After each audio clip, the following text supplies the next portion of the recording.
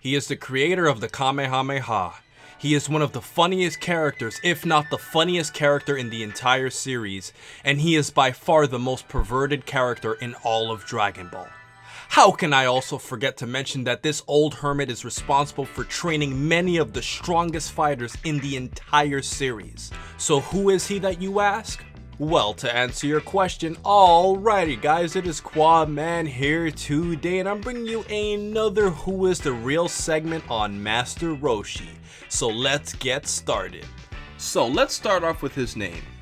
Did you know that the English name Master Roshi is a derivative of Roshi's Japanese derivative of Muten Roshi, which directly translates to the Invincible Master? His other Japanese name is Kame Sennin, which literally translates into the Turtle Hermit. In addition, the alias that Roshi uses in the World Martial Arts Tournament as Jackie Chun was based strictly off of Jackie Chan in real life. In Japanese, Kamehameha is a direct translation for the Turtle Destruction Wave. However, Toriyama based the name Kamehameha off of a Hawaiian king called King Kamehameha. And if you guys are curious as to what Kamehameha actually means in Hawaiian, it translates to the Lonely One. Moving on, why was Master Roshi created as a character? Well, Toriyama did state in the super exciting guide that he would have loved to have been friends with Master Roshi so that they could share their perverted tendencies. I interpret this as one of the reasons for creating Roshi as a character, in order for Akira Toriyama to put any perverted thoughts that he had into the story through Master Roshi. Now let's talk about a quick plot hole. Early in Dragon Ball, Master Roshi does not acknowledge Goku's power pole or the Neo Bow when he first sees him. This is a major plot hole because later on in the series, it's revealed that Roshi used that same pole that he borrowed from Korin's tower, and it's also because of the fact that one of Roshi's disciples and Grandpa Gohan also gave Goku the Neo Bow or the power pole in the first place, so it makes no sense how Roshi didn't know exactly what it was. On another note, a quick fun fact about Master Roshi's island is that Akira Toriyama has stated before that his island floats and it doesn't have any high or low tides. However, he jokingly said this without any explanation for why the island wouldn't drift. Now, on the subject of transportation, Master Roshi has shown before that he has a turtle called Baby Gamera that spins around in the air, enabling Master Roshi to travel long distances. A fun fact on Gamera is that he is based on the Gamera tortoise monster from the Strange Beasts movie series produced by the Daiei Movie Picture Company, a rival to Toho's Godzilla series. Gamera also appears in Akira Toriyama's Dr. Slump series as well.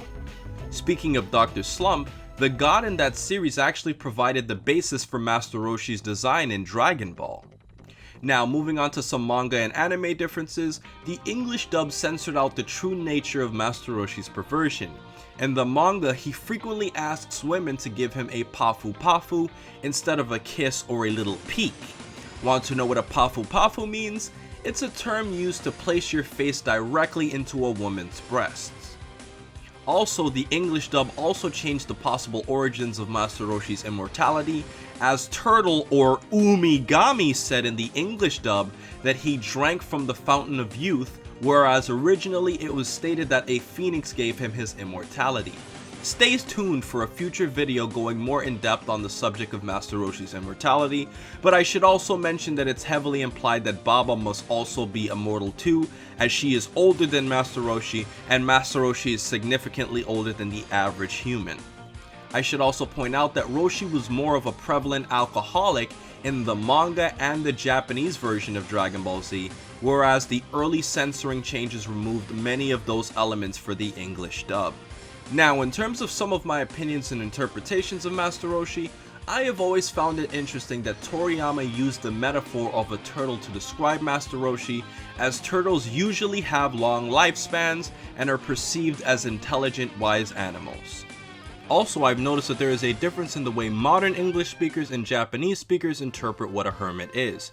The original and literal English definition of a hermit was to describe someone who lived in solitude for religious purposes. In Japanese, the term isn't strictly used for religious purposes, but more of a practice, as Master Roshi practices the turtle style and Master Shen or Suru Senin practices the crane style. However, I should point out that over time, English speakers have used the term hermit on a colloquial level to describe single men who have lived in isolation.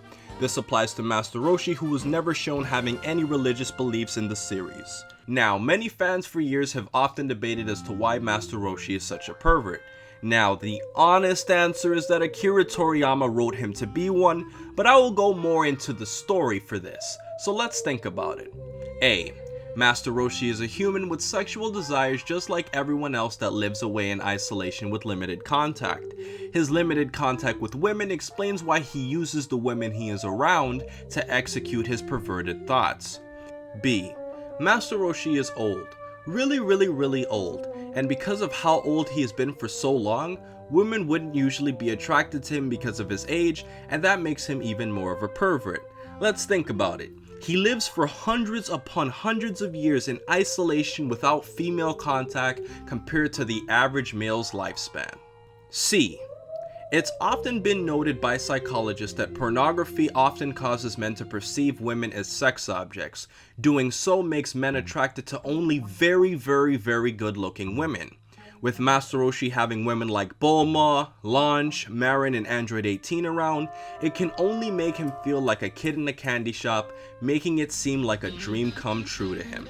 I'm very curious to hear your reasons as to why you think Roshi became such a pervert. Now, one thing I've always wondered is why is it that Master Roshi has never taught himself how to fly?